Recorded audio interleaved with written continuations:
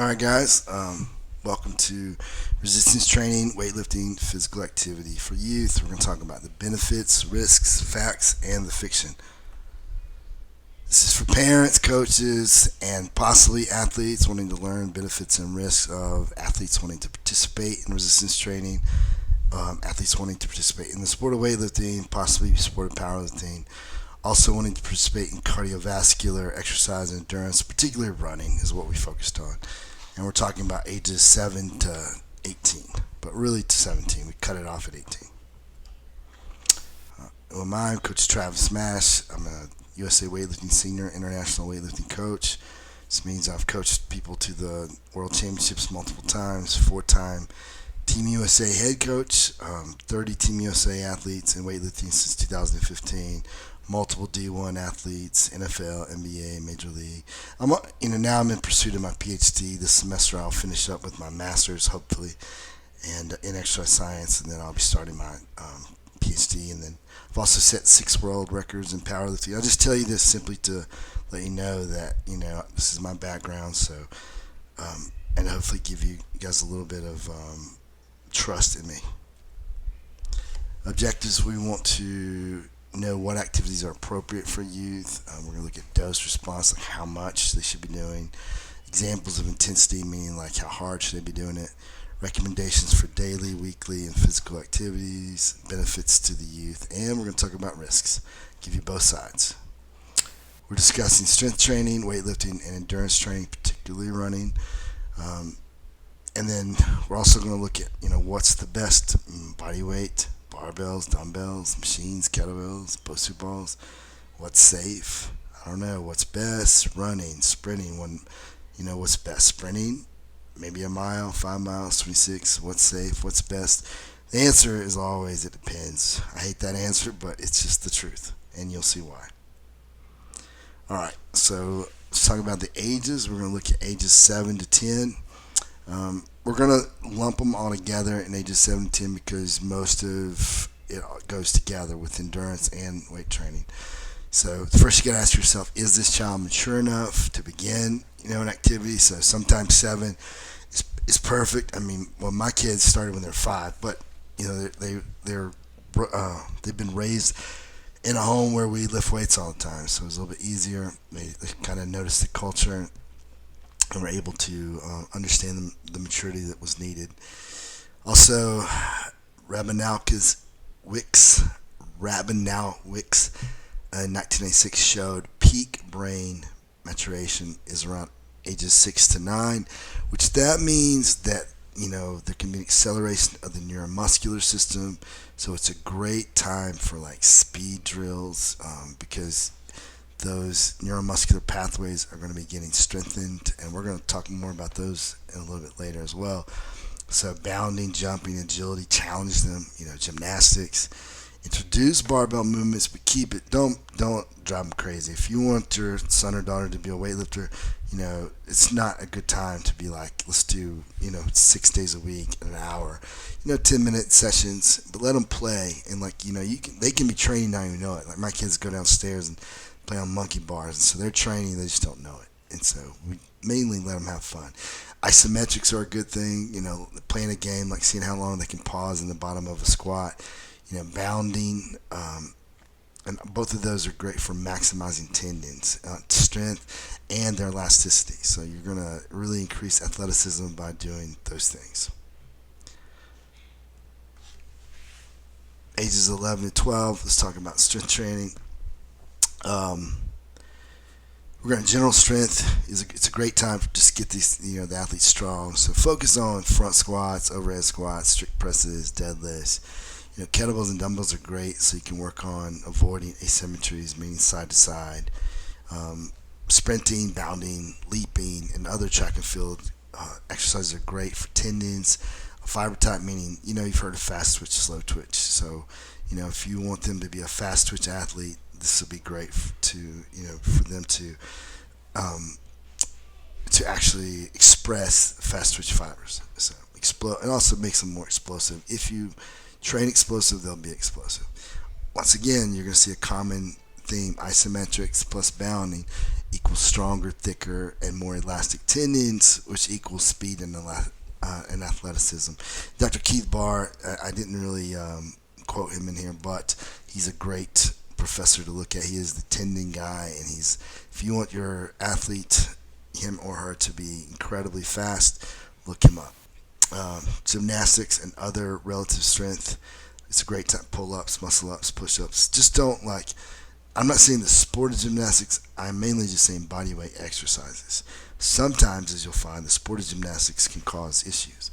But handstands, pistol squats, flexibility specific to sport, general sports, and then if you're going to do weightlifting, which is it's fine to do, but it should be like 20 to 40% of the total training, starting with 20 and slowly ramping up to 40. Ages 13 to 15 in strength training. These are the years that technique in a particular sport should be the focus more than going heavy.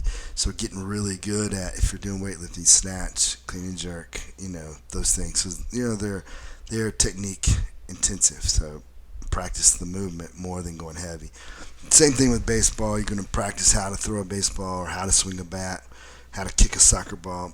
Any of those movements where technique is important, now's the time to really focus on technique. Gradually raise the specific sport, the amount that you train the specific sport from 40% to 60% of the training, and you do that at about 10% per year. So when you're 15 years old, you could have it to where 60% is your specific sport. Isometrics plus bounding. There you go again. Keith Barr. It's the thing. Make sure you're doing it. Isometrics at all the joint angles in the front and the back. So like the knee, for example, doing a pause squat in the bottom, and like a weighted 30 seconds. And, it's kind of the threshold. Trying to go as heavy as you can for 30 seconds. You can also do the opposite. So where if you're wanting to work on the tendons that connect the hamstrings to the lower leg, what you want to do is find a leg curl, have your leg fully lengthened, and then try to pull up, if that makes sense. But this is not about that, but that's just a little hint for you. Minimal effective dose. Start with 3 days per week, averaging 60 to 90 minutes. Gradually taking it up to 4 to 5 days, averaging 90 to 120 minutes. You got at 13, you should be doing 3 days a week, 60 to 90 minutes. By the time you're 15, 4 to 5 days, 90 to 120. I can't give you exacts because everyone's different. Some people are going to respond better to higher volume, less days. Some people are going to be higher frequency, lower volume. And then some people are going to be high volume and high frequency. So you just got to watch how people respond, make sure they're not burning out. That's a key. Make sure they're having fun. If they stop having fun, kick them out of the gym. Each week should consist of hard days, medium days, and light days to avoid monotony. Monotony means doing the same thing every day. It's exactly what it sounds like. Because if you do, research would say you're going to hurt the person. Make sure that if you're going to do cross training like running and lifting, that it's compatible. So if you're going to be a weightlifter, you should sprint. Doing cross country with weightlifting is not a good thing because it expresses two different types of fast twitch and slow twitch fibers. Age 16 to 17, strength training.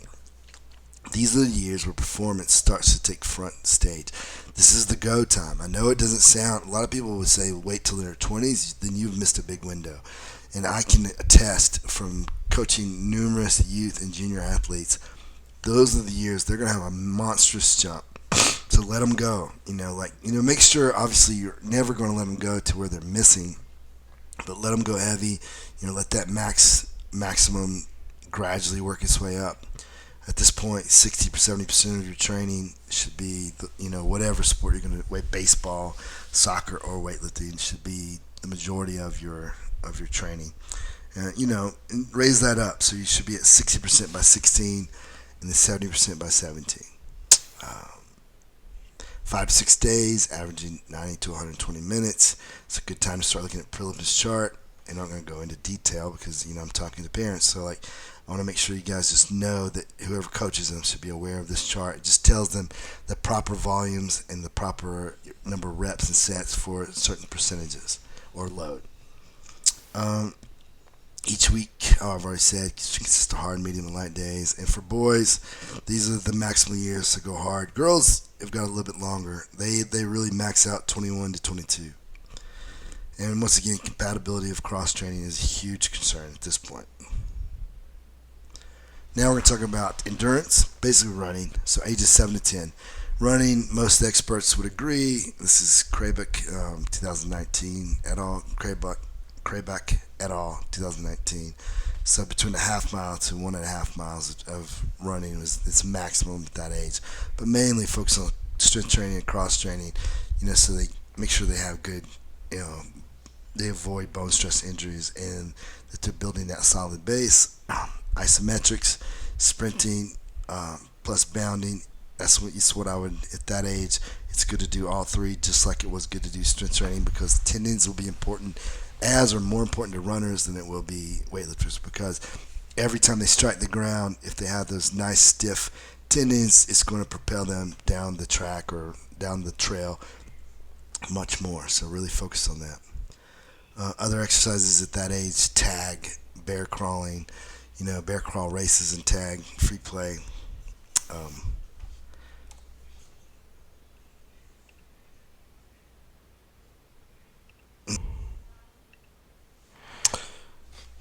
okay, so so we went over like the ages 7 to 10.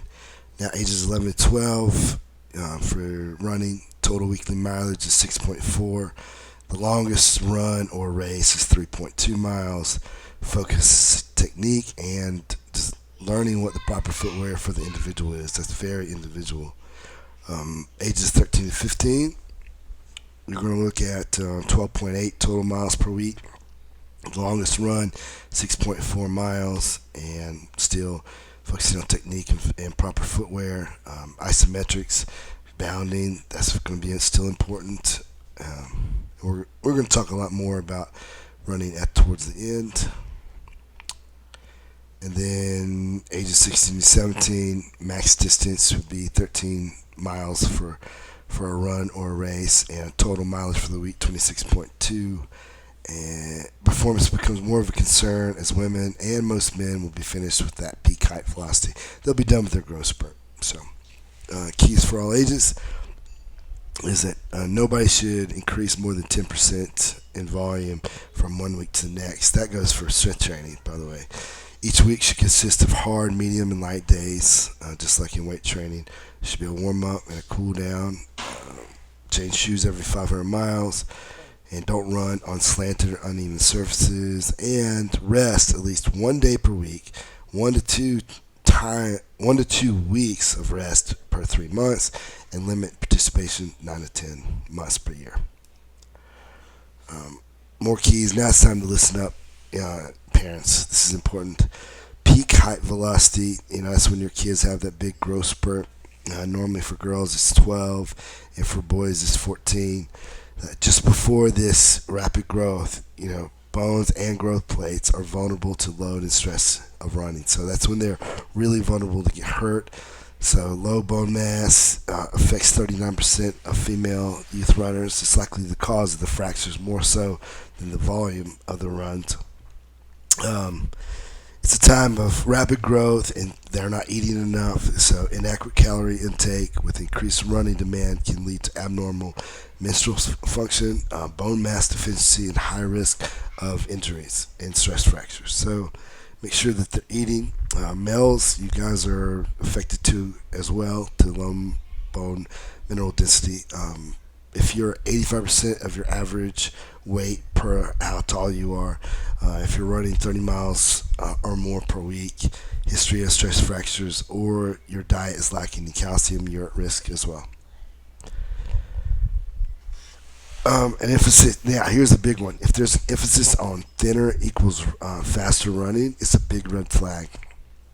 It's a good chance that individual is going to end up getting hurt because they're not going to be taking in the amount of calories they need to equal the amount of volume they're doing as far as running.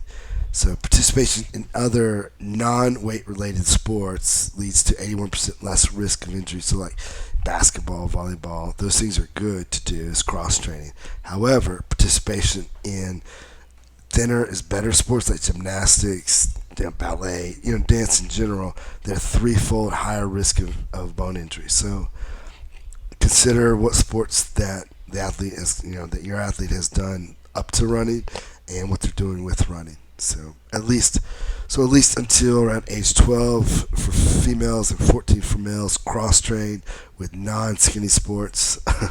So meaning obviously don't where weight is not a factor. Short, intense bouts of sprinting, strength training, neuromuscular training, which is it's another word for technique. It's a great time for that. Strength training is a big key to avoid injuries and increase bone mass. So let them play outside, play a lot. So and then let them rest. A big key is to be aware of burnout. If you see that they're not having fun, if their face looks scowled, if they're a perfectionist, and if there's too much pressure from a coach or from you parents, then that's a big red flag that burnout is coming. So let them have fun. They got a long career ahead of them. Things you should be tracking: total volume, so load. This is for both strength and endurance now. So things to track: volume, which is for weight training, that is load times repetitions times the sets per exercise and per day and per week. So you're going to track it per exercise, and then you're going to add it up for the day, add it up for the week, add all the days up for the week, and then all the weeks up for the month. You're going to track it ongoing. For running, you're going to look at total mileage times the intensity of the run.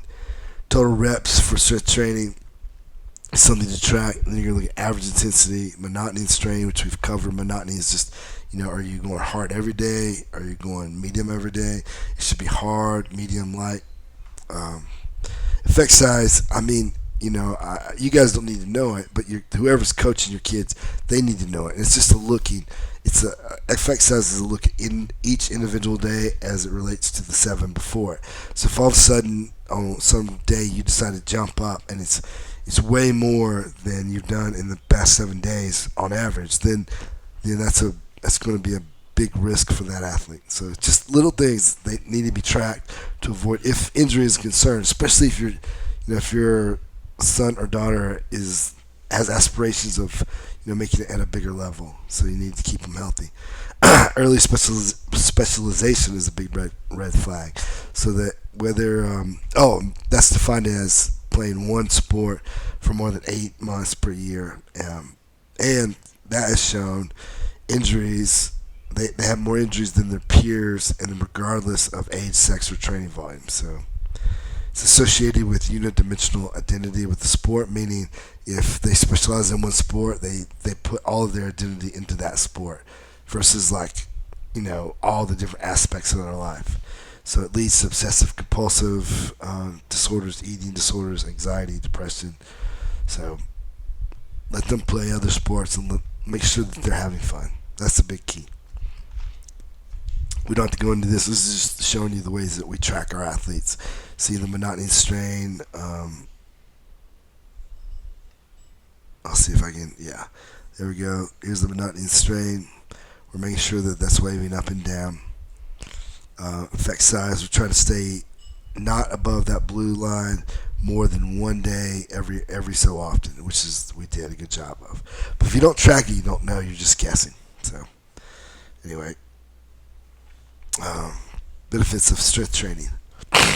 Increased power during prepubescent years. Increased power comes from neural development. So that neuromuscular, that the connection between your brain and your muscles, that pathway is growing rapidly, and it's a good time to really get better at movement. So power comes from getting better at movement, recruiting fibers faster. So rate of force development, all those things happen because that pathway is getting developed. Increased load and the complexity of the movement has a direct impact on improving the nervous system. Important, athletes participating in resistance training experience significant increases in their counter movement jumps, so they jumped higher. Improve cognitive performance. If you read the book by Spark by John Rady, he's a Harvard professor, you'll see why. When you strength train, you produce brain-derived neurotropic factor (BDNF), which basically is like steroids for the nerve cells in the brain, but it helps them with maturation, growing, survival, differentiation, and maintenance. So just know this: it helps your brain cells be better at whatever they're doing.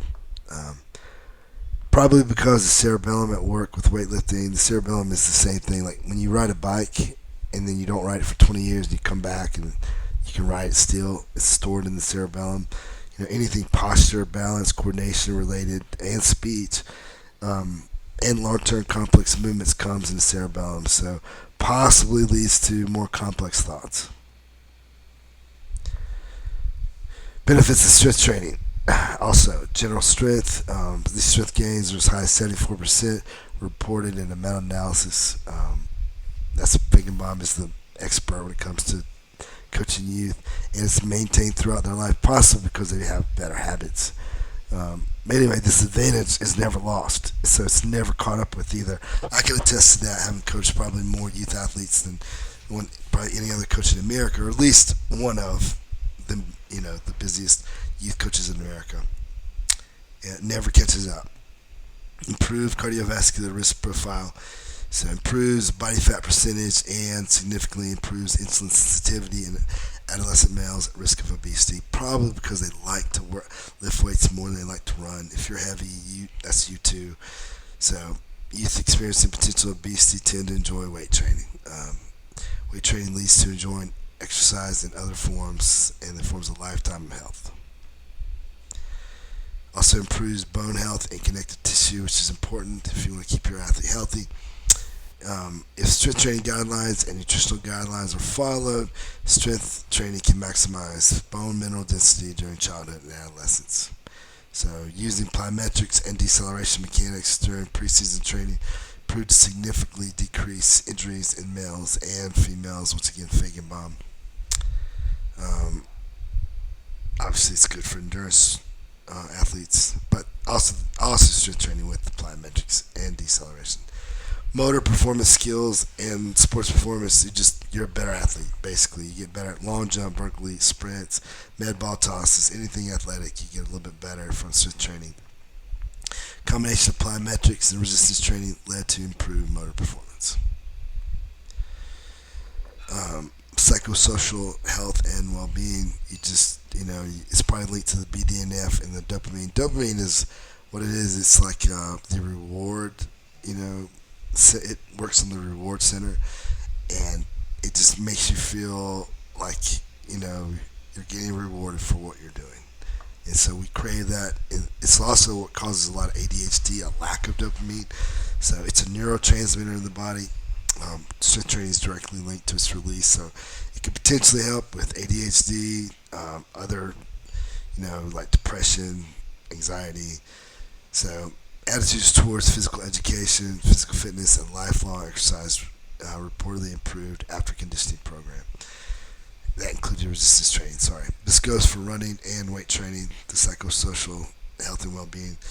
Life benefits: you're going to learn goal setting, perseverance, hard work, taking complete ownership of what you're doing, and learning how to be committed to something. So, all good benefits. Risks: people would say growth cartilage, which is like growth plates, where your joints come together to articular cartilage, and where your tendons hook to your bones. Overuse injuries in the low back, shoulders, and knees. Musculoskeletal injuries, like any other sport. Psychosocial issues is associated with unidimensional identity with the sport, meaning all you think about is the sport, which can cause obsessive compulsive eating disorders. We already talked about it. If you have controlled motivation, or autonomous motivation, autonomous motivation, which is perfectionism. The controlled motivation can be by a parent or by a coach. So, as a parent, be aware of what you're saying and doing, but be aware of what the coach is doing. Controlled motivation is this: is like it's me giving you kindness and love based on your performance. You should never do that. Kindness and love should be given no matter what, because it's just sports, y'all. We're not curing cancer. So, you can reward them, for doing well. If you want to, say, hey, I'll buy you a bicycle if you score a touchdown. That's fine. But as far as your love and your kindness and the way you treat them, it should not be affected by how they perform. Controlled motivation and perfectionism leads to depression, anxiety, obsessive compulsive eating disorders. So just be aware. However, there's a fact check on the risk of strength training. Resistance training reported 0.800 injuries per 100 participant hours in a study that we looked at for this, which is listed at the end of this report. And a one-year study reported all high school-related injuries. Of the 1,576, 0.7% were resistance training, 19% football, 15% basketball, and soccer 2%, which is almost 4 times as many as strength training. Now, weightlifting itself, the 0.012 is resistance training. The 0.0013 is weightlifting. Injuries per 100 contact hours. So the weightlifting is probably less because you have good coaching, you have a focus on technique, and you have proper periodization. Basically, you're loading properly. There was 0 growth cartilage injuries reported from any type of research that's been done on this. A few case reports in the 70s and 80s talked about growth cartilage injuries from weight training, but it was due to bad technique, max lifts, or lack of supervision. So yeah, if you go in your basement and put on as much weight as you can and try to squat it, you might get hurt. But if you have a coach, the odds of you getting hurt are less than any other thing you could possibly do. So keep the focus though on fun without undue pressure causing psychosocial issues. Benefits of running: great cardiovascular health, improved cognitive development, just like in weightlifting. You improve metacognition though, which is a little bit different. So it's your problem solving, it's your high thinking ability. Enhanced learning, that's probably from BDNF. The hippocampus is excited as well, but more so with running than weight training, which is how you learn. So when you combine the running with the weight training, I think that's the best of both worlds. Behavior regulation is dopamine. You're going to get the dopamine release, so it's going to help kids overcome depression, anxiety, social anxiety as well. Bone health, increase bone density with correct volumes. However, as we've already talked about, with too much causes bone issues. So positive self-image and emotional well-being. All of these benefits, as we've already talked about, are dependent upon good coaching, proper loading, proper technique, and a correct outlook on competition from the athlete, coach, and I should have said parent as well, more importantly, you parents. Otherwise, the opposite of the benefits is true. Here's my references. I hope you enjoyed this lecture, and I hope you take something away that you can apply to your son or daughter's training.